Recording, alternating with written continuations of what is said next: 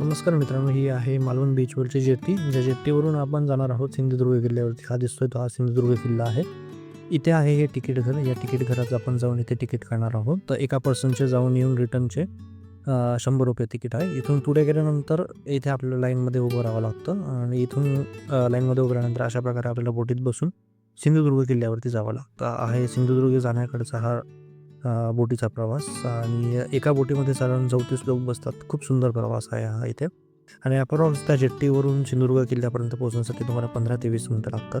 साधारण 400 वर्षापूर्वी शिवाजी महाराजांनी बांधलेला हा जलदुर्ग लाटांचा सामना करत आणि लाटांशी लढून आजही ताठ मानेने या समुद्रामध्ये उभा आहे.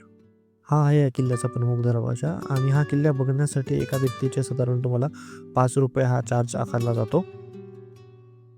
हे जे तुम्हाला दिसतं आहे हे शिवराजेश्वर मंदिर, जे शिवाजी महाराजांचे दुसरे पुत्र राजाराम महाराज यांनी बांधलेलं हे मंदिर. या मंदिरामध्ये शिवाजी महाराजांची काळ्या पाषाणातली एक सुंदर मूर्ती आहे आणि इथून पुढे गेल्यानंतर ही जी तुम्हाला दिसते आहे ही 3 ते 4 किलोमीटर परीघ असलेली ही पूर्ण किल्ल्याची तटबंदी ही